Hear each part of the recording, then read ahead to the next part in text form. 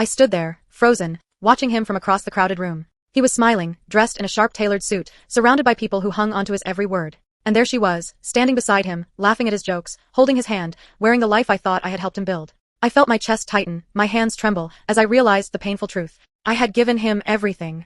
I had poured my heart, my time, my dreams into him. I believed in his potential when no one else did. I stayed when it would have been easier to walk away. I fought for his dreams as if they were my own. And now, all of that, every piece of him that I loved and nurtured, he was giving to someone else. It felt like I was standing outside in the rain, looking through a window at a life that should have been mine. He did not even glance my way. He did not even remember who had believed in him first. In that moment, the world shifted beneath me, and I realized that sometimes, love is not enough to make someone stay loyal to the one who loved them at their lowest. My name is Hannah. I grew up in a small town where everyone knew everyone else, and where loyalty and hard work were the two things that mattered the most. My parents taught me that you never give up on people you love, that when you believe in someone, you stand by them through every storm. I carried those lessons with me into adulthood, wearing them like a second skin. Maybe that is why, when I first met Daniel, I did not turn away from him like so many others had. I saw him standing alone at a mutual friend's gathering, shoulders slumped, eyes distant. He had an air of defeat around him, like someone who had stopped expecting anything good to happen. There was something about him that pulled at me, something that whispered of hidden depths and lost dreams. While others overlooked him, I saw a man who just needed someone to believe in him. He was rough around the edges, his life a mess of unfinished projects and missed opportunities, but I did not care. I saw potential. I saw a heart that had been battered but not broken. And I made a choice that night, a choice that would shape the next several years of my life. I decided I would stand by him. I would help him see himself the way I saw him. I would be the one person who never gave up on him. At first, it was not easy. Daniel was used to disappointment. He kept his distance, expecting me to leave just like everyone else had. But I stayed. I listened when he talked about his dreams, the ones he had buried so deep he barely remembered them. I encouraged him to dust them off, to believe that he was capable of more than just surviving. I believed in him so fiercely that sometimes it scared me. It was as if I could see the man he could become more clearly than he could see himself. We spent countless nights talking about his ambitions, mapping out plans for his future. I watched as he slowly began to trust me, to trust himself. I celebrated every small victory with him, no matter how insignificant it might have seemed to others. A completed project. A job interview. A new opportunity. Each step forward felt like a triumph, a confirmation that I had been right to believe in him. I invested my time, my energy, my heart into helping him become the man I knew he could be. And for a while, it felt like we were building something beautiful together. I remember the early days so clearly, the way he would look at me with a mixture of awe and gratitude, as if he could not believe someone was willing to stand beside him. He would tell me that I was his anchor, his safe place. I wore those words like a badge of honor, letting them fuel me on the hard days when it felt like we were climbing an endless mountain. I sacrificed for him without a second thought. I worked extra shifts to support us when he was between jobs. I gave up opportunities that would have taken me away from him because I believed that staying was the right thing to do. In my mind, we were partners, fighting side by side toward a future that would one day justify every sacrifice. I dreamed of the day he would succeed, not just for himself, but for us. I dreamed of standing proudly beside him, knowing that I had helped him reach heights he never thought possible. Every time he stumbled, I was there to catch him. Every time he doubted himself, I was there to remind him of how far he had come. I poured every ounce of my love, my strength, my belief into him. Looking back now, I realized that I wanted to save him. I wanted to be the one who helped him rise above the life that had tried to crush him. I thought that by loving him hard enough, by believing in him fiercely enough, I could make him into the man he was meant to be. What I did not understand then was that people can only be saved if they want to be. And sometimes, when they finally find their wings, they fly in a direction you never expected. For a long time, everything seemed to be moving in the right direction. He started to find success, small at first, then bigger. New opportunities opened up. He began to walk a little taller, to speak with more confidence. I was proud of him, proud of us. I thought we were finally reaching the light at the end of the tunnel. I thought that all the sacrifices, all the late nights and hard conversations, had been worth it. I thought we were building a life together, one brick at a time, with love and loyalty as the foundation. But what I did not see, what I could not have known, was that as he grew stronger, as he found his place in the world, he also began to change. Little by little, he started to pull away, to seek validation from new places, new people. And slowly, without even realizing it, I became the reminder of a past he wanted to leave behind. I was the one who saw him at his weakest, and in his new world, he no longer wanted to be reminded of those days. In the end, it did not matter how much I had believed in him. It did not matter how much I had sacrificed. When he was finally ready to give his best, it was not to me. It was to someone else. And I was left standing there, watching the life I had helped him build, now belonging to someone who had not shed a single tear or fought a single battle to get there. The early days with Daniel were nothing short of a beautiful dream. Everything felt so raw, so real, and filled with hope. We had so little in terms of material things, but we were rich with ambition, with dreams that stretched far beyond the tiny apartment we shared. There was something exhilarating about building a life from scratch with someone you believed in so completely. We would sit on the floor, eating cheap takeout, talking about the future as if it was already written for us. We dreamed of a little house with a garden, of Sunday mornings filled with laughter and music, of careers that would make us proud. Those moments, humble and filled with promise, felt more precious than anything money could buy. But reality was never far behind. Daniel struggled to find steady work. Every job interview seemed to end with a polite rejection or a promise that never materialized. He would come home looking defeated, his shoulders slumped, his spirit battered. And every time, I was there to lift him up, to remind him that one closed door did not define his worth. I worked extra shifts, sometimes taking on side jobs, just to keep us afloat. I clipped coupons, skipped meals, and wore the same old clothes without complaint because every dollar saved was a dollar closer to our dreams. The financial strain was relentless. There were nights we could not even afford the heating bill, huddling together under layers of blankets, whispering promises of better days. Sometimes I could see the guilt in Daniel's eyes, the way he hated feeling like a burden. But I never let him dwell on it. I would kiss his forehead and tell him that we were a team, that his success was our success, that I believed in him more than anything. And I meant every word. Love, I thought, was not about convenience. It was about choosing someone, even when everything else was falling apart. Career failures were another heavy stone we carried together. Daniel had so many talents, but he lacked confidence. Years of disappointments had chipped away at his belief in himself, and sometimes it felt like I was fighting not just for his dreams but against all the voices in his head telling him he was not good enough. I spent countless nights helping him revise resumes, practice interview questions, rehearse pitches. I networked on his behalf, introduced him to friends and acquaintances who might open a door for him. I became his cheerleader, his mentor, his safe harbor when the world outside seemed so cruel. And then there was the disapproval from his family. They never liked me. I was too ordinary for their taste, too grounded. They wanted him to aim higher, but they did not understand that Daniel did not need more pressure. He needed acceptance. He needed someone who believed he was enough just as he was. I tried to win them over in the beginning. I attended family events with a smile. I bit my tongue when they made passive-aggressive remarks. I offered help when it was clear they did not want it. But no matter what I did, I was always the girl who was holding him back in their eyes. Their disapproval stung more than I let on. There were nights I cried silently after family gatherings, feeling like an outsider in a life I was trying so hard to build. But I never showed that hurt to Daniel. I did not want to add to his burdens. I told myself that love would be enough, that in time, they would see how much I cared for him, how much I believed in him. I thought that once he found success, they would finally understand that I had been the one who stood by him when no one else would. Supporting Daniel meant sacrificing parts of myself. Opportunities came and went, jobs that would have advanced my career but required relocation or long hours that would have taken me away from him. I turned them down without hesitation. I told myself that my dreams could wait, that building our future together was more important. I used my savings to pay for courses that would enhance his skills. I spent my weekends helping him prepare for certification exams instead of pursuing my own passions. Every decision I made was rooted in the belief that we were in this together, that one day we would look back and know it had all been worth it. The more I gave, the deeper my emotional investment grew. It was not just about love anymore. It was about a sense of shared destiny, a belief that our struggles were shaping something beautiful and lasting. Every setback we faced only strengthened my resolve to stand by him. I told myself that real love was proven in the hard times, not the easy ones. I carried the weight of our dreams on my shoulders, never once doubting that he would do the same for me if the roles were reversed. I remember one evening, after yet another rejection letter, Daniel sat on the edge of our bed with his head in his hands. I knelt in front of him, took his face in my hands, and told him that he was not a failure. I told him that every great story has a chapter filled with struggle, and that he was just in the middle of his. I promised him that I would be there when he turned the page, that I would be cheering the loudest when he finally reached his dreams.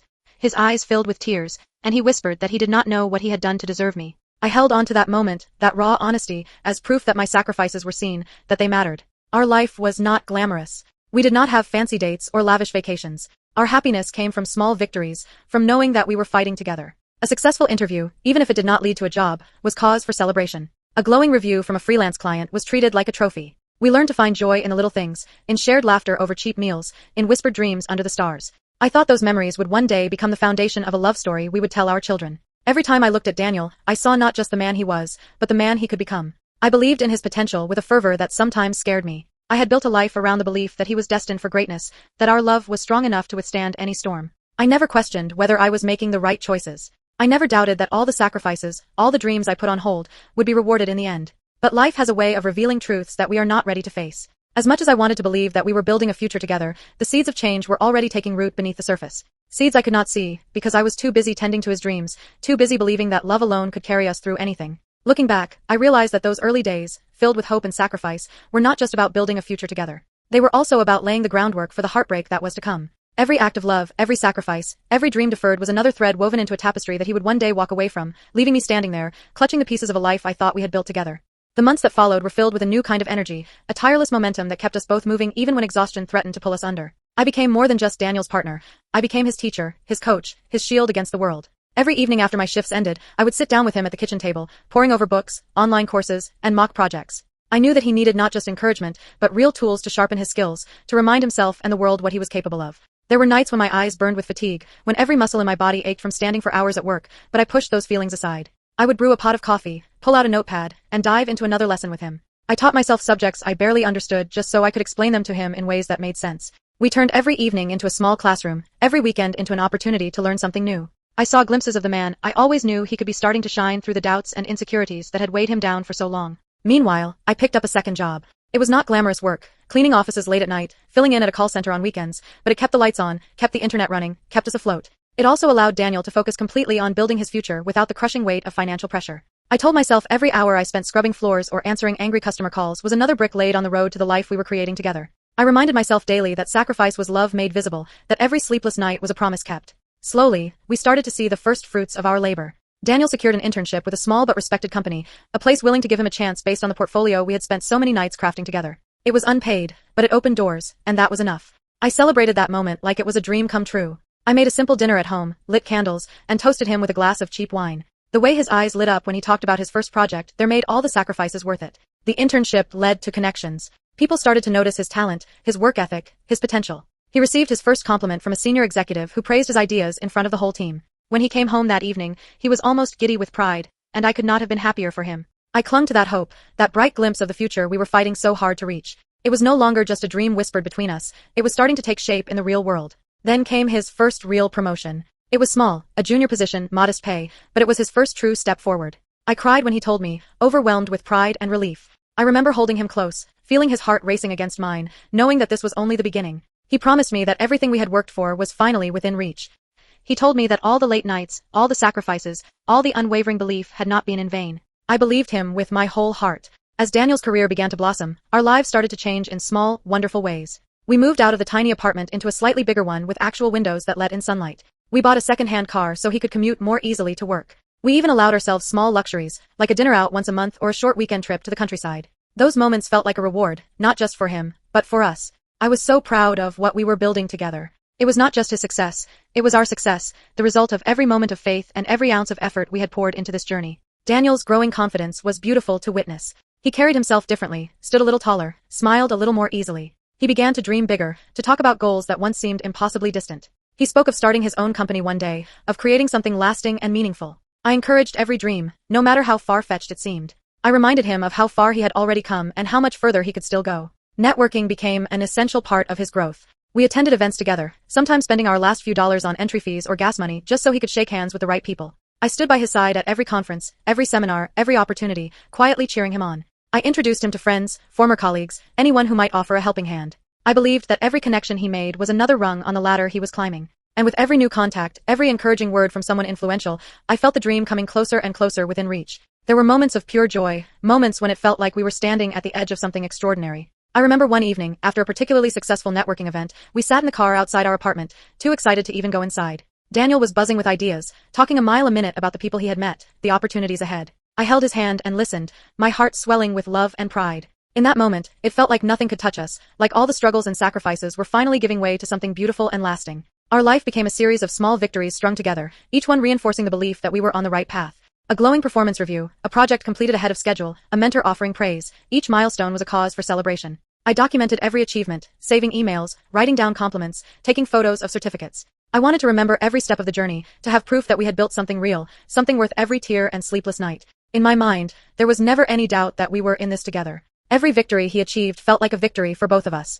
Every step forward he took, I saw as a step we had taken hand in hand. I never saw his success as separate from my own. I believed, with every fiber of my being, that we were partners in the truest sense, bound by love, by sacrifice, by a shared dream that was finally within our grasp. At night, when we lay in bed, I would sometimes trace circles on his back and whisper about the future. A home of our own, filled with light and laughter. Careers that made us proud. Children who would grow up knowing that dreams were worth fighting for. He would smile, kiss my forehead, and promise me that it was all going to happen. I believed him. I believed in us. The seeds we had planted with so much care were finally starting to sprout, and it felt like nothing could tear us apart. We had weathered the storms together, and now we were standing in the sunlight, ready to reap the rewards of everything we had sown. I thought our story was only just beginning. I thought the best was yet to come. But what I did not know then, what I could not have seen through the glow of hope and pride, was that while I was planting seeds for a future we dreamed of together, he was quietly preparing to share the harvest with someone else. At first, the changes were so small that I barely noticed them. Daniel was still Daniel, ambitious, driven, full of ideas. But there was a new edge to him, a sharper way he carried himself. His schedule became fuller, and his phone buzzed constantly with calls and messages. Meetings ran late, networking events sprang up suddenly, and weekends that we used to spend curled up on the couch turned into packed calendars filled with dinners, brunches, and golf outings with colleagues and clients. I told myself it was a good thing. It meant he was finally stepping into the life we had worked so hard to create. It meant we were closer than ever to everything we had dreamed about.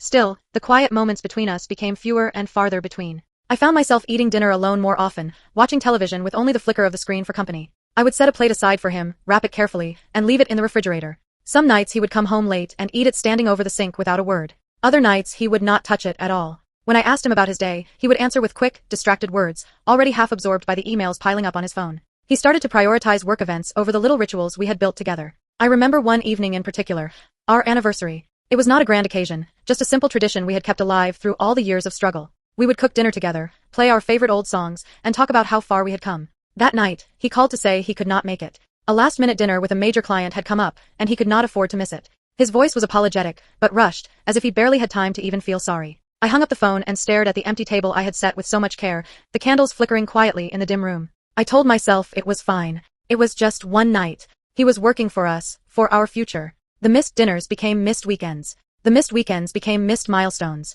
When I got a small promotion at my own job, a rare and precious win, he barely registered it. He smiled absently, muttered a quick, "That is great, babe," and went back to scrolling through his messages. I told myself he was tired. I told myself the pressure was enormous. I told myself that love was not about grand gestures, that it was about understanding, about patience, about standing by each other even when things were hard. Still, there were moments when I felt the sting of being invisible. I would dress up for the rare company events I was invited to attend with him, putting on my best dress, my best smile, only to find myself standing awkwardly at the edges of conversations. Daniel would drift away, laughing easily with polished strangers, introducing me as an afterthought, if at all. I told myself it was just nerves.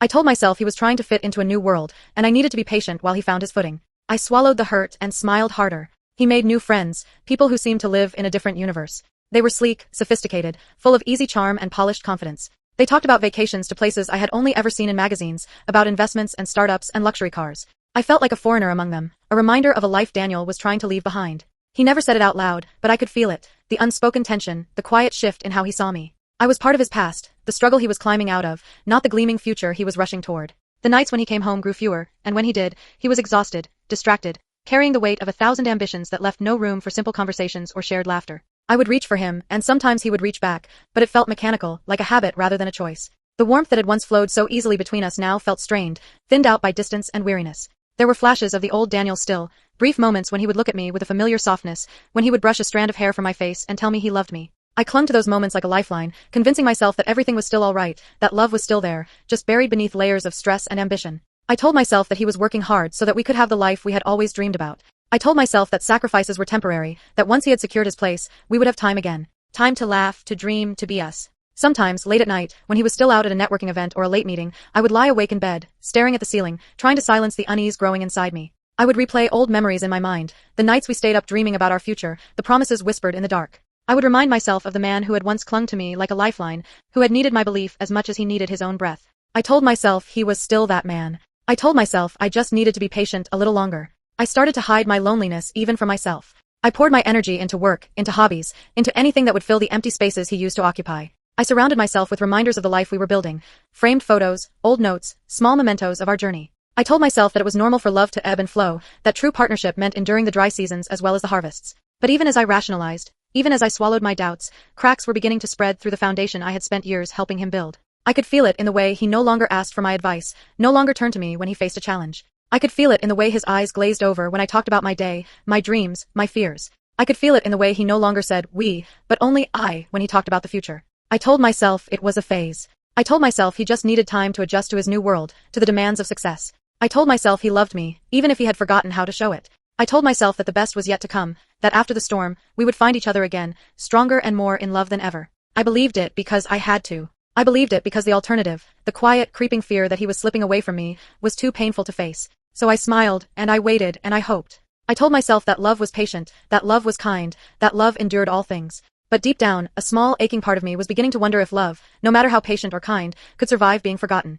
When Daniel finally landed the promotion he had been working toward for so long, I decided it deserved a real celebration. This was the moment we had dreamed about during countless late nights, when we sat on the floor of our tiny apartment, planning a future that seemed almost too far away to touch. I poured all my energy into planning the perfect evening. I spent days arranging a private dinner at one of his favorite restaurants, inviting the small circle of friends and mentors who had supported him along the way. I wanted him to feel how proud I was, how much I believed in him still, how much I had always believed in him. The night arrived, and I wore the dress he had once said made me look like a dream. I rehearsed my little speech in my head, full of love and pride, ready to toast to everything we had built together. I waited at the restaurant, my heart swelling with excitement every time the door opened. Finally, he arrived. But the moment he stepped inside, something in my chest tightened.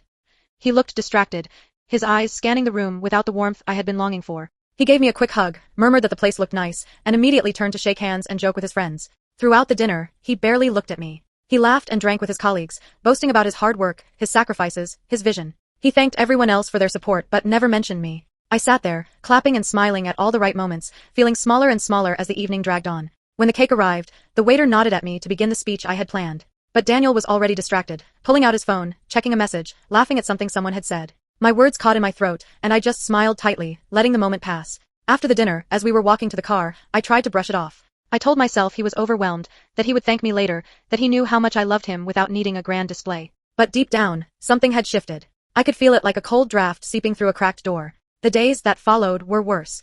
Daniel grew even more distant. There were more late nights at the office, more business trips with almost no notice. He became increasingly secretive with his phone, setting it face down on tables, stepping out of rooms to take calls. When I asked casual questions, trying to keep my tone light, he would give short, vague answers or change the subject entirely. The conversations that used to flow so easily between us now felt forced, like I was pulling teeth just to share a few minutes of his attention. One night, after he had promised to be home for dinner and showed up hours later without even a text, I finally broke. I asked him where he had been, my voice trembling with frustration and sadness.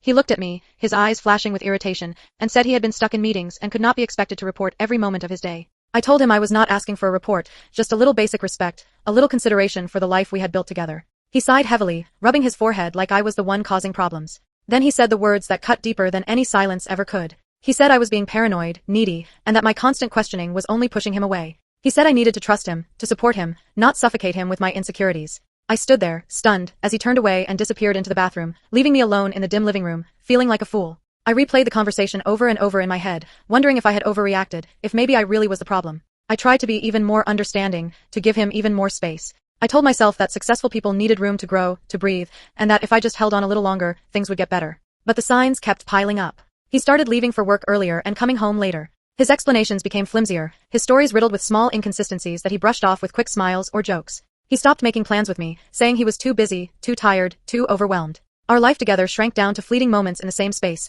a series of near misses instead of shared experiences. One evening, I found a receipt tucked into the pocket of his jacket while doing laundry. It was from a fancy restaurant across town, a place we had never been together. The date was from a night he had told me he was working late at the office. My stomach twisted, but I told myself there could be an explanation. Maybe it was a client dinner. Maybe it was nothing. When I asked him about it, he laughed it off, saying it was a business dinner, that he had forgotten to mention it because it was no big deal. I searched his face for any crack in the story, but he remained calm, composed, even slightly amused at my worry. He pulled me close, kissed my forehead, and told me to stop doubting him, that everything he was doing was for us, for our future. I wanted so desperately to believe him that I pushed the doubts down again, burying them beneath layers of loyalty and hope. But those doubts did not stay buried. They clawed at me during the long, lonely nights, whispering questions I was too afraid to answer. Was he lying? Was he seeing someone else? Had I spent all these years building him up only to be left behind? I tried to fight the fear with reason, with love, with patience. I reminded myself of the man I had met years ago, the man who had leaned on me when no one else believed in him. I told myself he would not throw all of that away.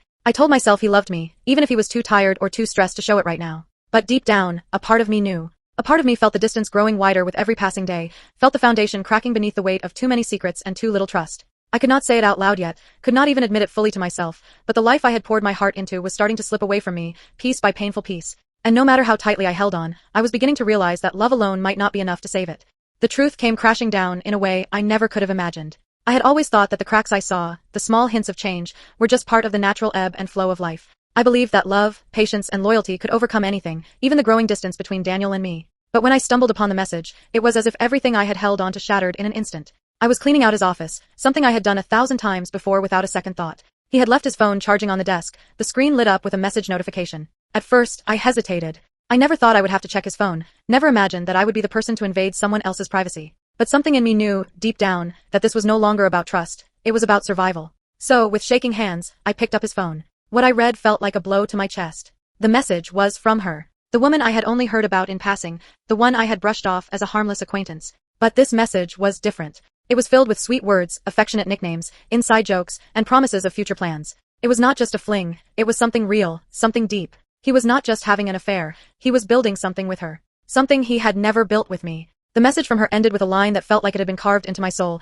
I can't wait to spend the weekend with you. I've never felt this loved before. I dropped the phone as if it had burned me, the reality of what I had just discovered sinking in with a force that made my knees buckle. I sank into the chair, my mind racing, my heart pounding in my chest. I had always known that something was wrong, but this was beyond anything I had imagined. It was not just about him being distant or preoccupied. It was about him choosing her, choosing someone else. I sat there for what felt like an eternity, my mind numb. But even as the shock threatened to swallow me whole, the anger began to rise. How could he do this to me? How could he treat me like I was nothing? How could he throw away everything we had worked for, everything I had sacrificed? I had given him everything. I had given him my time, my energy, my love. I had put my dreams on hold, built my world around his, because I believed in his potential. I believed in him when no one else did. I had stood by him through all the tough times, supported him when he had nothing, sacrificed everything for the future we were supposed to share. And now, here he was, offering that future to someone else. The woman he was with was getting everything I had always dreamed of, the life I had worked so hard to build with him. The anger morphed into a kind of grief that was unlike anything I had ever felt. It was the ache of realizing that all those years of devotion, all the sacrifices, all the nights I stayed awake worrying about his dreams, had meant nothing in the end. I was nothing more than a stepping stone, a person who had helped him get to where he was, only to be discarded once he no longer needed me. I tried to steady myself, to find a way to move forward, but the pain was unbearable. How had I not seen it coming? How had I missed all the signs? The late nights, the secretive phone calls, the distant looks. How had I been so blind? The self-blame was crushing. Maybe if I had been more attentive, more understanding, more patient, this wouldn't have happened. Maybe if I had just ignored the little things, ignored my own growing feelings of doubt, maybe I would still have the man I thought I loved. But the reality was clear now. I had given him everything, and he had given it all to her. I spent the next few days in a haze, not knowing what to do, not knowing where to turn. I could feel the rage bubbling up, but it was mixed with a sense of deep loss. I had built so much of my life around him. My dreams had been so tightly intertwined with his that I didn't know who I was without him. I had believed that together we could conquer anything, but now I saw that he had never really needed me in the way I had thought. He had always been moving towards something bigger, something better. And it wasn't me. I wanted to confront him immediately, to scream at him, to demand answers. But every time I thought about it, I felt a wave of exhaustion. What would it change? What could I say that would matter? The truth was right there in front of me. His actions spoke louder than any words ever could. I watched him for a few days, trying to piece everything together in my mind, trying to make sense of the person I thought I knew. He was different now, colder, more distant than ever. The man who had once shared his dreams and fears with me, the man who had once leaned on me when he felt lost, was now a stranger. The person I had supported, the person I had believed in, had chosen someone else. And I was left standing in the ruins of a love I had thought would last forever. The more I watched him, the clearer it became. He was happier with her. He was more alive, more engaged. He treated her with the affection and respect I had always wanted, the very things I had poured my heart into hoping he would give me one day. He made her feel special, made her feel like the queen I had once dreamed of being. And I couldn't help but feel the weight of my own failure. Not just as his partner, but as someone who had invested so much of herself into a future that never came to be. It hurt more than anything I had ever known. It hurt to see him treating her the way I had longed for him to treat me. It hurt to realize that all the love I had given him, all the sacrifices I had made, had meant nothing to him in the end. The anger and grief mixed into a painful cocktail that left me numb, paralyzed by the weight of betrayal. I tried to stay composed, tried to keep up the facade of everything being fine, but inside, I was falling apart. Every day felt like a reminder of everything I had lost. I had sacrificed everything for him, only to find myself standing on the outside of his new life, watching as he built it with someone else. And I did not know how to move on from that. In the days that followed the discovery of Daniel's betrayal, I felt as though I was walking through life with a heavy weight pressing down on my chest. Each step felt like a struggle, each breath seemed harder to take. It was as if the life I had known had been shattered in an instant, and I was left to pick up the pieces. The love I had poured into him, the sacrifices I had made, all seemed so meaningless now. I had believed in him, had seen potential in him when no one else did, and yet, in the end, he had chosen someone else. It was a painful truth to face, that the man I had built my life around was not the man I thought he was, and I was left with nothing but the wreckage of a broken dream. But as the days turned into weeks, I began to realize something that I had not seen before. I had spent so much time investing in Daniel's potential, so much time trying to build a future with someone who had never truly valued me the way I deserved. I had allowed myself to become so enmeshed in his dreams that I had lost sight of my own. I had sacrificed my own hopes and aspirations for his success, but in the process, I had forgotten who I was, what I wanted, and what I deserved. It was not easy, and it did not happen overnight, but slowly, I began to rebuild myself. I started by giving myself the space to grieve. I cried for the love I had lost, for the person I had been before I gave everything to him. I cried for the future I had dreamed of, the life I thought we would build together. But I also cried for the woman I had become,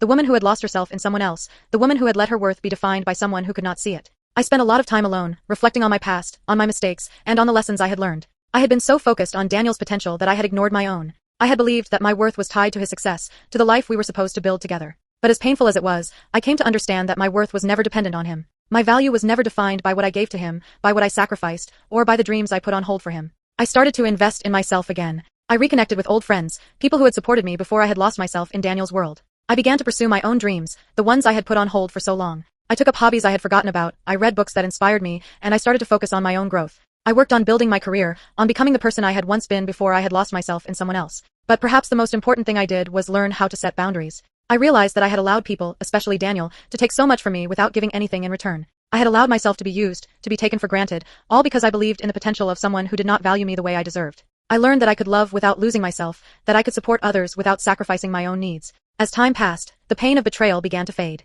It never completely disappeared, but it became something I could carry, something I could acknowledge without letting it define me. I realized that I was stronger than I had given myself credit for. I had survived something that felt like the end of the world, and I had come out the other side more whole, more self-aware, and more confident than I had ever been. And then, one day, I found myself smiling again. It was a small, quiet smile, but it was genuine. I was no longer the person I had been when I first met Daniel, the woman who had believed that her worth was tied to his success, the woman who had sacrificed everything for someone who never saw her value. I was a woman who had learned her worth, who had learned to set boundaries, and who had learned that she could build a life on her own, without needing anyone to define her. The journey had not been easy, and I still had moments of doubt, moments when I wondered if I would ever fully heal. But I knew, deep down, that I had come a long way. I had learned to trust myself again, to believe in my own potential, and to embrace the possibility of a future that was mine to create. One evening, as I was walking home from work, I passed by a cafe where I used to sit with Daniel. It was a place that held so many memories, both good and bad, but as I looked at it now, I realized that I no longer felt the weight of those memories pressing down on me. I had let go of the past, of the man who had once been my everything. I had forgiven him, not because he deserved it, but because I needed to free myself from the anger and resentment that had held me captive for so long. As I continued walking, a feeling of peace washed over me. The future was uncertain, yes, but it was mine to shape. I had my own dreams, my own goals, and I no longer needed anyone else to validate them. I had learned that my worth was never dependent on anyone else's success, and that I could create a life that was full of love, joy, and fulfillment, without having to sacrifice who I was for anyone. And for the first time in a long time, I felt hopeful. I was not defined by the man who had broken my heart. I was defined by my strength, my resilience, and my ability to rebuild myself from the ashes of a love that had once consumed me. The future was waiting, and this time, I was ready to embrace it on my own terms.